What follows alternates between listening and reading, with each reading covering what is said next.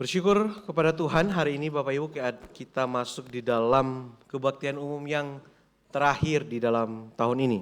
感谢主，我们今天进到最年尾的。 Meskipun mungkin di antara kita berasa satu minggu ini kok sering sekali ke gereja. 可能我们会感觉到这个礼拜为什么时常来到教会里？ Tapi bukankah itu berarti kita terus disegarkan oleh kebenaran firman Tuhan? 可是，在那时候，我们感觉到被神而信献到。 Mari Bapak Ibu kita akan merenungkan firman Tuhan dalam Roma 14 ayat yang ke-8. 来，我们要读神的话语，罗马14章第8节。 Saya akan membacakan di dalam dalam bahasa Indonesia terlebih dahulu, kemudian nanti akan dibacakan dalam bahasa Mandarin. 我要先用印尼文来读，然后我用中文来读。 Roma 14 ayat ke-8, sebab jika kita hidup untuk Tuhan. Dan jika kita mati untuk Tuhan. Jadi baik hidup atau mati, kita adalah milik Tuhan. 罗马14章第8节，我们若活着，是为主而活；若死了，是为主而死。所以我们或活或死，总是主的人。 Bapak Ibu, hari ini saya ingin bertanya kepada kita sekalian, mengapa kita hidup atau untuk siapa kita hidup? 弟兄姐妹们，今天我想问，我们为什么活，也是为谁而活呢？ Mungkin bisa dibantu, nggak bisa di next. Apakah kita pernah berpikir demikian, atau mungkin kita berpikir kita hidup untuk diri kita sendiri? 我们曾经这么想过吗？还是我们只是为自己而活？ Kita hanya hidup untuk keluarga kita. 我们为家庭而活。 Kita hidup untuk teman-teman kita. 我们为朋友而活。 Kita hidup untuk orang-orang terdekat kita. 我们为亲近的人而活。 Atau untuk studi kita. 还是为了我们的学习？ Untuk pekerjaan kita. 我们的工作。 Untuk kesehatan kita. 我们的健康。 Untuk kehidupan sosial kita. 我们为社会生活。 Atau segala sesuatu yang berhubungan dengan kita. 还是为一切所关于我们的而活？ Bapak Ibu, ternyata pertanyaan ini adalah pertanyaan yang sangat serius sekali. 这个问题是一个很严肃的一个问题。 Sehingga dalam Katekismus Westminster yang pertama, 所以因此 Catechismus Westminster 第一个问题， dia memulai dengan bertanya, apa tujuan utama manusia? 他起初问的就是人生的意义的目的是什么？ Bapak Ibu, pertanyaan ini ditanyakan sebelum Katekismus membahas berbagai macam pembahasan teologis. 这个问题已经被问及还没有展开，甚至还没有展开关于信仰的问题。 Baik tentang iman, dosa, Allah, keselamatan, dan hal lainnya. 信心、罪、上帝和别的事。 Bapak Ibu, ternyata pertanyaan ini adalah sebuah pertanyaan yang menentukan kehidupan manusia seumur hidupnya. 其实这个问题决定了我们人生的一切。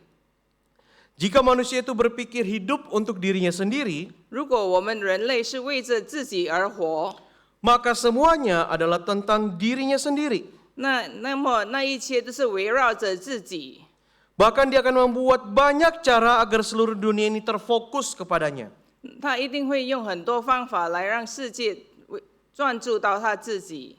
Oleh karena itu Bapak Ibu Saudara sekalian, sebelum kita berkata living the story, 当我们还没有谈到活出的故事， maka dalam perenungan kita hari ini, kita akan membawa terlebih dahulu untuk mengecek kembali untuk siapa kita hidup sebenarnya. 所以我们今天要再思考，想想我们到底为谁而活。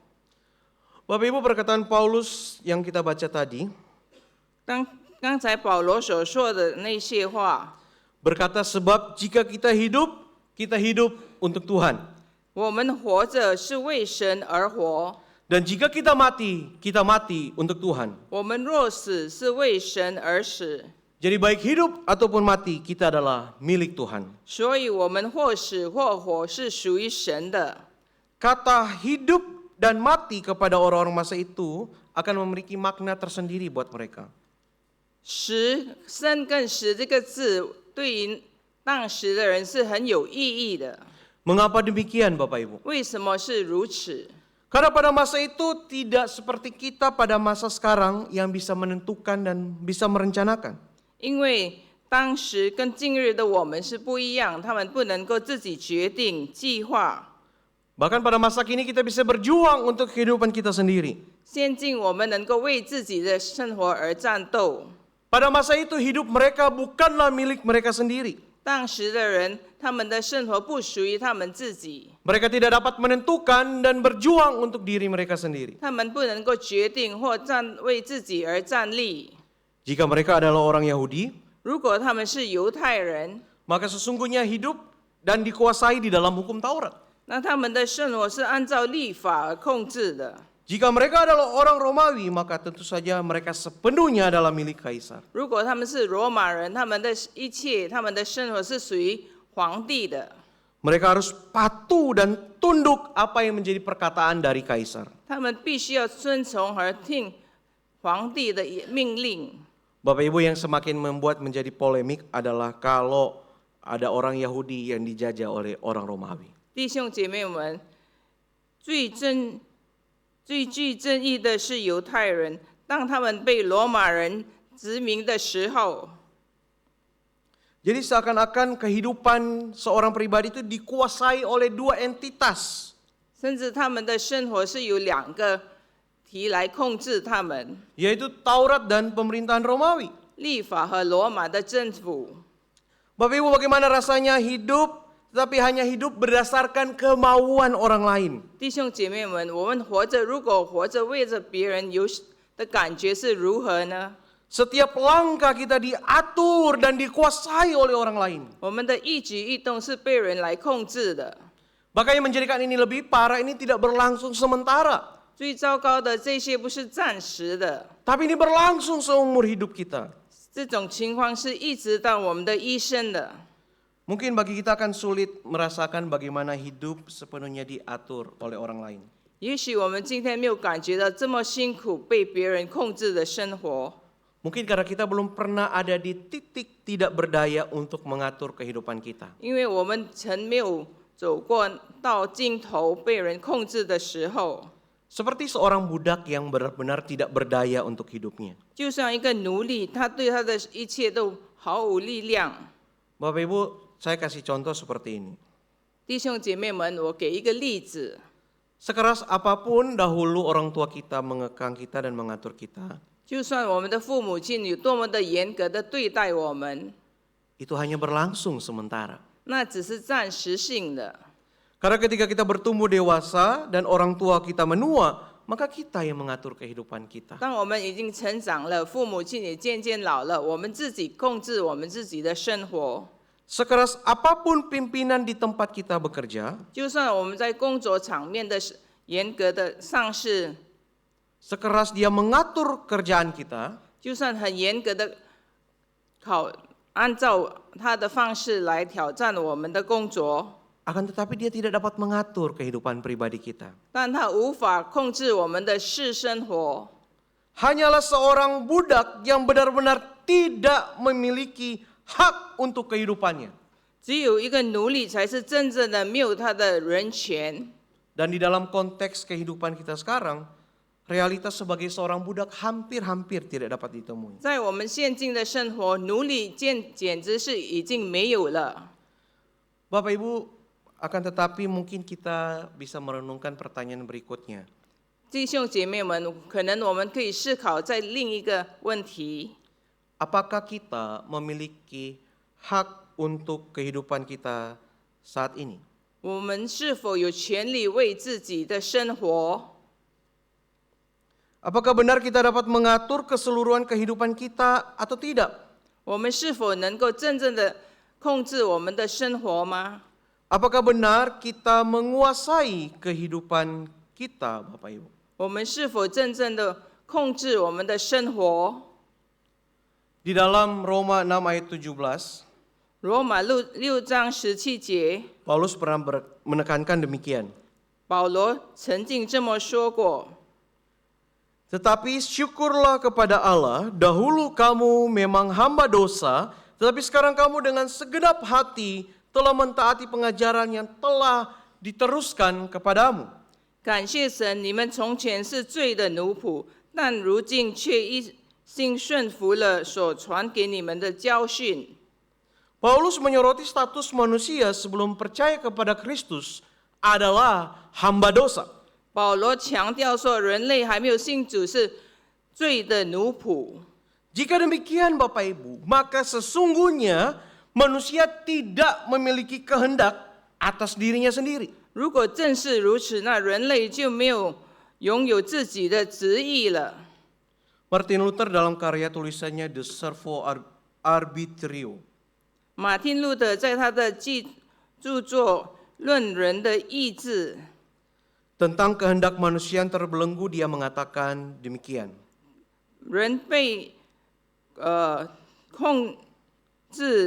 所控制的意志这么说： Kehendak manusia bagaikan kuda. 人类的意志像一匹马， Jika Allah menungganginya, 如果上帝骑着，那 ia pergi kemana Allah mau. 他就向着上帝走的路； Jika iblis menungganginya, 如果撒旦骑他， dia pergi kemana iblis mau. 他就向撒旦走的路。 Dari pemaparan ini kita dapat berkata bahwa sesungguhnya manusia itu tidak netral Bapak Ibu. 由此可见，我们可以明白，人类并不是中立的， Manusia itu tidak kosong, 并非空无一物的， bahkan tidak dapat mengontrol kehendaknya sendiri. 甚至甚至没有自己的意志。 Yang membedakan hanyalah siapa yang mengontrol kehendak manusia tersebut. 唯一的区别是谁来控制我们人类的生活。 Apabila manusia dikontrol oleh iblis, 如果人类是被撒旦而控制的， maka tidak heran ada orang yang sudah kaya sekali tapi selalu merasa tidak cukup, tidak puas. 所以不奇怪，如果有富有的人，他一直感觉到自己都不满足。 Ada orang yang memuaskan dirinya dengan hawa nafsu seksual juga selalu merasa tidak cukup, tidak puas. 有些人沉迷于性欲，总是感觉到不够也不满足。 Ada orang yang memuaskan dirinya dengan benda, koleksi, hobi, tetapi selalu merasa tidak cukup, tidak puas. 有些人渴望物品、收藏、爱好，可是还是感觉到不满足。 Ada orang yang memuaskan dirinya dengan sebuah pencapaian demi pencapaian, tetapi selalu merasa tidak cukup, tidak puas. 有些人不断的取得成功，可是还是感觉到不满足。 Bapak Ibu, semua ini adalah karena yang mengontrol kehidupannya adalah iblis. 因为这一些所控制的就是撒旦， Sehingga membuat orang ini tersebut perlahan-lahan dihancurkan di dalam dosa-dosanya. 甚至这个人慢慢地被罪恶而毁灭。 Bapak Ibu, semua pengontrolan iblis ini sesungguhnya tidak dapat disadari selain Tuhan sendiri yang mengintervensi dan menyadarkan. 弟兄姐妹们，其实这个撒旦的控制，我们无法感觉到，只有神的介入才能够让我们知道。 Karena pada saat manusia tersebut dikontrol oleh iblis, dia hanya akan merasa dirinya baik-baik saja. 当人类被撒旦而控制的时候，我们就感觉到很好，没有事。 Dan dia akan merasa apa yang dia lakukan adalah kebenaran versi dirinya sendiri. 他就感觉到这一切他所做的都很好，以按照他的自己的意。 Bahkan orang tersebut akan terus menikmati apa yang dia lakukan yang sebenarnya sedang menghancurkan dia. 事实上，他会在罪恶之中，慢慢的毁灭了他自己。 Bapak Ibu, sesungguhnya hal seperti ini bukanlah hal yang baru. 其实，弟兄姐妹们，其实这不是一个新鲜的问题。 Karena bangsa Israel yang telah dituntun keluar dari perbudakan di Mesir, 因为以色列人也是被奴隶辖制的被离开的时候， ketika mereka pergi keluar dan dalam perjalanan mereka kelaparan, mereka mengeluh kepada Musa. 当他们在路程中，他们饥饿的时候，他们对摩西埋怨， Kira-kira begini keluhannya. 就是这么的埋怨。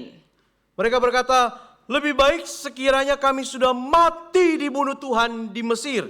我们宁可在埃及被上帝杀死， Di sana sekurang-kurangnya kami dapat duduk makan daging dan roti sampai kenyang. 至少在那里我们还能坐、吃肉、吃面包，吃得饱。 Tetapi kamu membawa kami ke sini supaya kami semua mati kelaparan. 那你带领我们住到这里，让我们饥饿而死。 Bapak Ibu Saudara, mungkin pada waktu kita melihat kondisi dan tingkah laku Israel, 弟兄姐妹们，当我们看到埃及人的行为的时候， kita akan berkata seperti ini, 我们会如此这么说： bodoh banget. 这么愚蠢。 Padahal Tuhan sedang tuntun ke hal yang lebih baik. 上帝正在引导他们向着更好的地方去。 Kok bisa sih berpikir seperti itu? 为什么会如此的这么想？ Kan Tuhan lagi bebaskan daripada perbudakan. 上帝要让他们脱离奴役的辖制。 Akan tetapi Bapak Ibu Saudara, bukankah ini kondisi manusia dalam proses diselamatkan oleh Tuhan dari perbudakan dosa? 但弟兄姐妹们，这就是人类的光景，在罪恶里被拯救出来的时候， Tuhan bukan saja menarik dan mengeluarkan kita dari perbudakan dosa dalam sekali jalan. 上帝不止一次性的拯救我们从罪恶中出来， Akan tetapi dalam proses perjalanannya Tuhan membentuk hati kita. 可是是一个过程，上帝塑造我们的心。 Dan hal itu sangat tidak menyenangkan sekali. 那个事是非常不喜乐的一个事。 Bagi orang yang dikuasai oleh harta kekayaan, mungkin saja Tuhan akan mengambilnya dan membentuk orang tersebut. 如果一个人被财富而控制，神会拿起他的财富来塑造他。 Bagi orang yang dikuasai oleh hawa nafsu, Tuhan bisa saja memberikan konsekuensi agar orang tersebut bertobat. 有些人被遗忘控制，上帝也会让他受到惩罚，直到他悔改。 Bagi orang yang sombong dengan dirinya, mungkin saja Tuhan bisa menjatuhkan dia agar dia dibentuk Tuhan. 一个骄傲的人，上帝也会让他跌落谷底，使得上帝也能够塑造他。 Bapak Ibu Saudara, mungkin jika kita dalam posisi tersebut, kita juga akan berkata yang sama kepada Tuhan. 也许如果我们在一样的情况之下，我们也会跟神说的一样的话。 Mungkin kita akan berkata, lebih baik saya tidak ikut Tuhan, yang penting. 也许我们会说，我们不愿意跟随主，最重要的是， Yang penting saya masih kaya. 最重要我还是有福。 Lebih baik saya tidak ikut Tuhan, yang penting kehidupan saya berjalan baik. 我不要跟随主，最重要是我的生活过得好。 Lebih baik saya tidak ikut Tuhan, yang penting saya tetap dipandang orang yang punya posisi. 我不跟随上帝，最重要的是我仍然有人势力我的地位。 Dan mungkin akan banyak sekali keluhan-keluhan yang lain yang akan kita sampaikan kepada Tuhan. 也许我们还有很多其他的抱怨要向着上帝诉说。 Bapak Ibu Saudara, semua hal ini terjadi karena manusia selalu berpikir dan menilai bahwa yang terbaik adalah yang di dalam dunia ini, bukan mengikut Tuhan. 所有这些事情以外发生，是因为人类总觉得最好的就是这个世界，而不是按照上帝的标准。 Bapak Ibu, dengan demikian maka sudah sangat jelas 因此，很显明的， bahwa manusia tidak memiliki hidupnya sendiri. 人没有自己的生命， Manusia itu tidak otonom, 人没有自主权， yang memiliki kuasa atas dirinya sendiri. 也没有对自己的生活方式， Pilihannya cuma dua, 只有两个选择： dikuasai Tuhan atau dikuasai iblis. 被撒旦或被神控制。 Oleh karena itu penegasan Paulus pada Roma 14 ayat 8, 因此，保罗强调在罗马14章8节说。 bukanlah sebuah pernyataan yang membandingkan antara orang yang percaya atau yang tidak percaya. 肯定不是比较信徒或不是信徒， Akan tetapi ini merupakan sebuah pernyataan yang tegas bahwa orang percaya adalah milik Tuhan dan orang yang percaya merupakan milik Tuhan akan hidup untuk Tuhan. 而是鉴定他的表明，信徒属于神，属于神的上帝的人将为上帝而活。 Karena bagi Paulus karya keselamatan Allah melalui kelahiran, kematian, dan kebangkitan Kristus sungguh nyata. 因为对保罗来说，通过基督的诞生、死亡、复活所现实的救恩是很现实的， Sungguh efektif sehingga bisa mengubahkan hidup umat Tuhan. 真的很有效，使得能够改变人的生活。 Umat Tuhan yang terbelenggu oleh dosa sekarang bisa diubahkan oleh 因 Tuhan. 为人的子民被罪而捆锁， Sehingga Bapak Ibu dari pembacaan ini ada satu konsekuensi logis. 所以在这个经文里，我们有一个合乎逻辑的结论： Orang percaya pasti akan mengalami pembaruan hidup dalam Tuhan. 一个信徒必须将经历神里面的性生活更新， Pasti Bapak Ibu. 那是肯定的。 Pembaruan hidup dalam Tuhan bisa meliputi banyak aspek Bapak Ibu. 在上帝里，生命的更新可以涵盖很多方面， Akan tetapi pada hari ini kita akan fokus kepada beberapa hal. 但今天我们只说到几点， Yang akan membawa kita mengevaluasi diri kita apakah kita benar-benar hidup kita untuk Tuhan. 这样我们才能评估自己是否真正的是为神而活。 Yang pertama pembaharuan hati dan pikiran. 第一点就是重新我们的心，还有我们的思考。 Bapak Ibu seringkali kita mengetahui bahwa surat Roma ini 12 pasal di awal adalah berbicara tentang dasar-dasar teologi Kristen. 当我们知道罗马12章开头讲了很多基督教的基础， Dan sisanya hingga akhir di pasal 16 menunjukkan tentang kehidupan kita. 直到16章结尾是讲到我们的生活方式。 Tapi ini bukan hanya sekedar pembagian seperti itu saja. 但这是不是这样子的判断？ Tapi Paulus sedang menunjukkan satu hal yang berbeda, Bapak Ibu. 可是保罗在这里告诉我们有个不同的。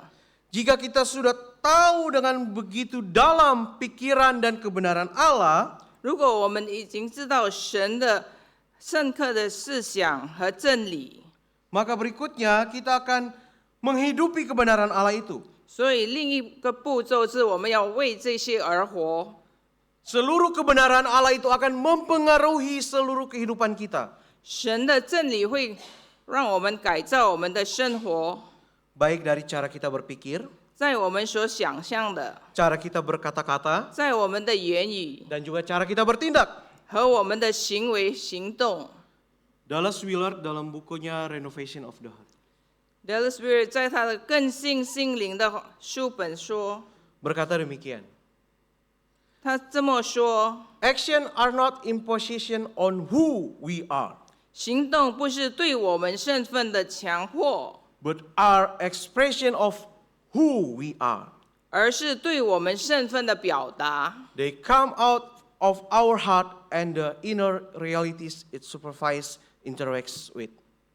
他们源自我们的内心和我们所观察和看护的内心的实在。 Bapak Ibu, pernyataan Dallas Willard ini sebenarnya ingin menunjukkan bahwa sebuah tindakan menunjukkan kita siapa kita sesungguhnya. 弟兄姐妹们，其实 Dallas Willard 的想表明一个行动来证明我们的性格， Sebuah natur manusia yang tidak dapat disembunyikan. 就是我们正常的人类不能被遮盖的。 Bapak Ibu, sepintar apapun seseorang untuk menutupi keburukannya atau berpura-pura menjadi seperti umat Tuhan, 无论一个人有多聪明来遮盖他的丑陋，假装做一个基督徒， tidak akan membuat dia menjadi umat Tuhan. 他肯定不会是神的显明。 Jadi sebuah tindakan itu hanyalah ekspresi dari posisi kehidupan kita saat ini.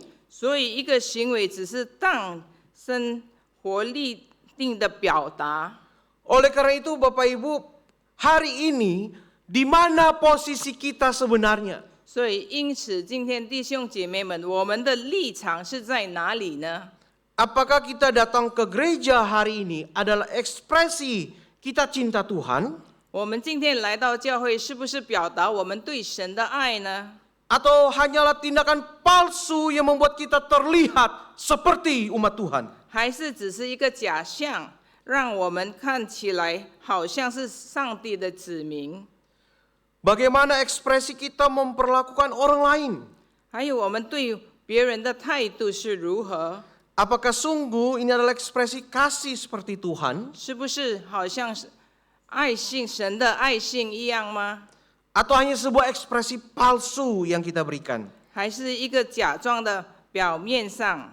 Bahkan ekspresi palsu ini kita berikan kepada orang-orang tertentu yang menurut kita dapat memberikan satu benefit untuk kita. 这些假装的行为也是我们对某些人表达的。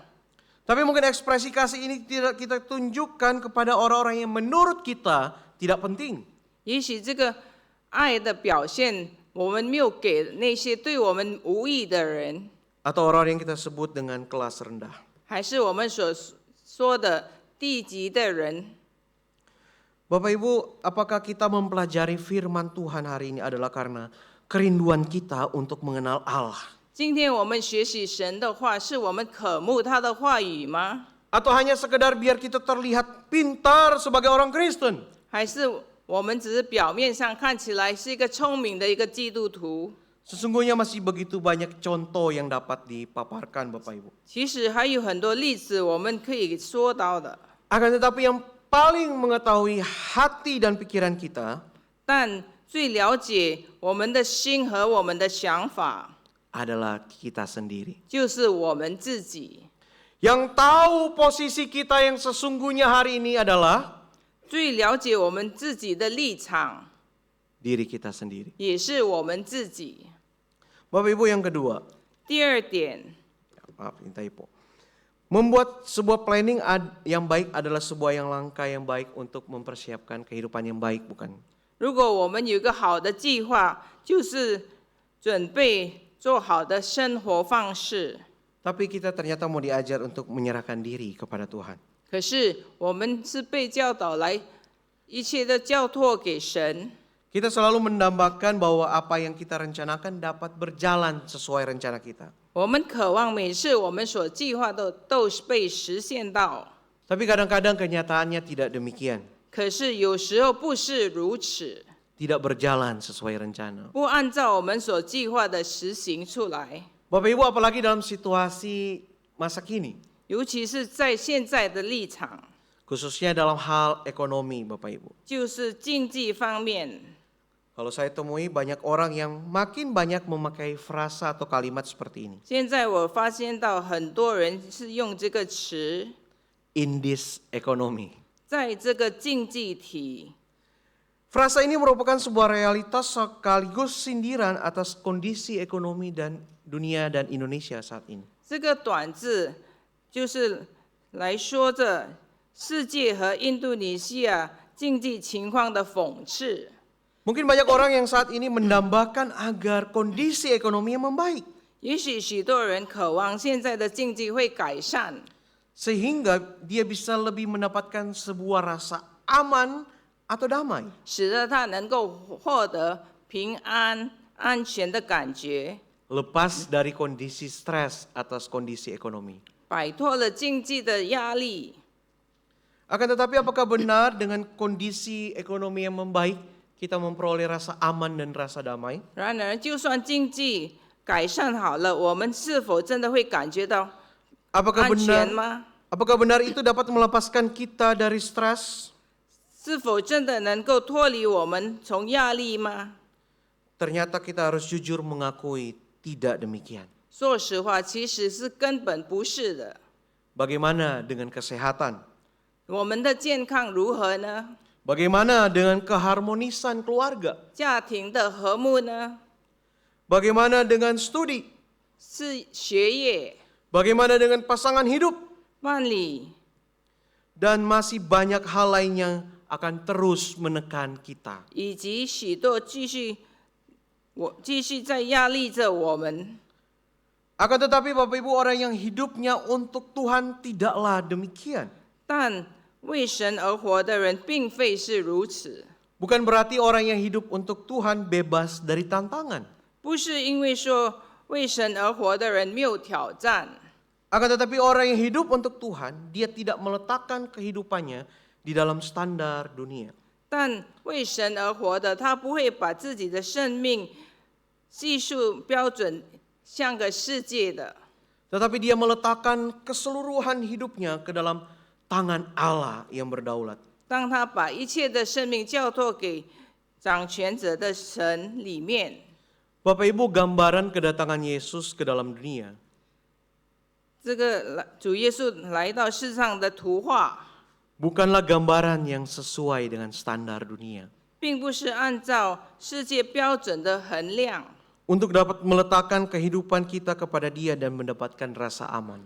为了让我们能够放下我们的生命而感到安全感。 Dia datang dalam rupa bayi di kandang yang hina. 他来到这世上做个婴孩，在卑微的里面， Dia hidup sebagai orang kelas bawah, Bapak Ibu. 他活的是个低级的人类， Seorang tukang kayu. 一个木匠， Bahkan dia mati sebagai seorang yang hina. 甚至他死的也是被轻蔑。 Akan tetapi semua itu tidak dapat merubah realitas bahwa Dia adalah Allah yang berdaulat. 可是这一切不能改变，说他是一个至高的上帝。 Bayi yang lahir di kandang yang hina adalah Allah yang berdaulat. 这刚出生的婴孩是个至高的上帝。 Anak muda yang hidup sebagai tukang kayu itu adalah Allah yang berdaulat. 过着木匠生活的年轻人是至高的上帝。 Dan Yesus yang mati hina di atas kayu salib itu adalah Allah yang 基督 berdaulat. 在十字架上被羞辱而死的，就是至高的上帝。 R.C. Sproul mengatakan demikian, Bapak Ibu. If God is not sovereign, then God is not God.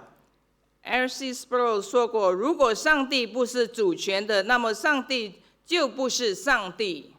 Jika Allah itu tidak berdaulat, 如果上帝不是主权的， maka Allah itu bukan Allah. 那神就不是神。 Bapak Ibu, adalah Allah yang berdaulat dan dalam kedaulatannya Dia tidak pernah melepaskan kita. 在他的主权下，上帝从不离弃他的子民。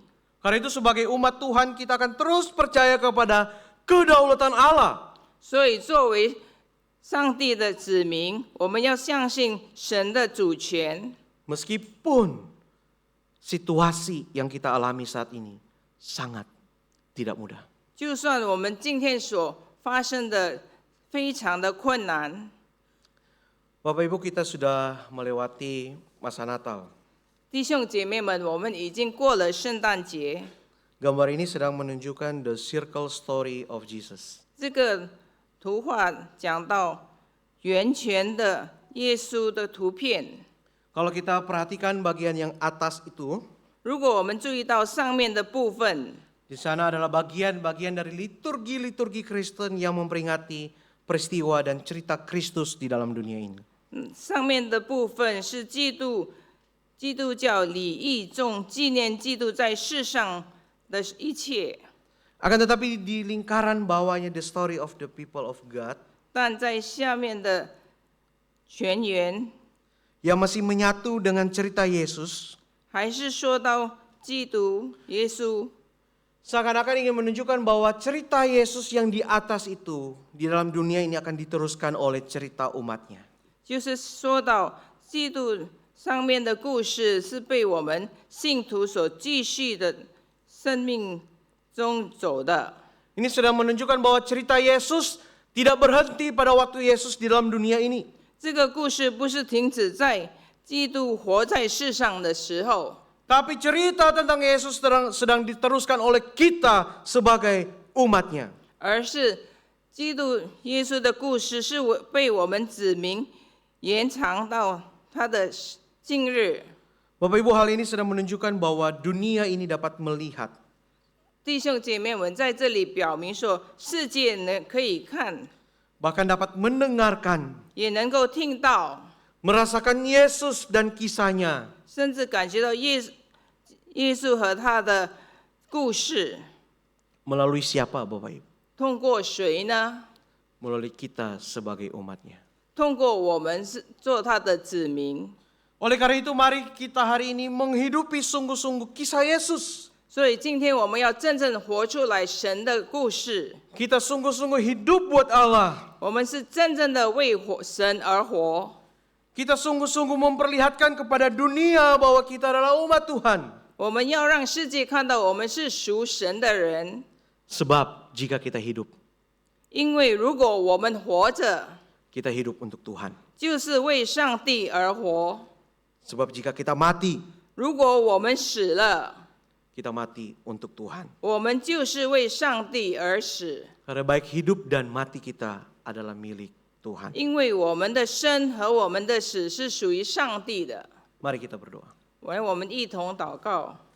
Bapa dalam kerajaan surga, 天父在天上的天父， biarlah kami sungguh-sungguh menunjukkan bahwa kami hidup dikuasai oleh Tuhan. 让我们真正的彰显到我们是活着是被神而控制的。 Sehingga ketika kami kembali ke dalam kehidupan kami masing-masing, 当我们回到我们正常的生活里， orang lain bisa melihat Tuhan di dalamnya.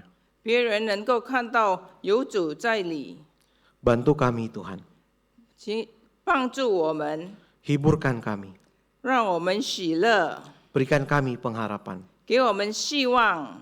Dalam nama Tuhan kami Yesus Kristus kami berdoa. 奉主耶稣基督的名祷 Amin. 告，阿门。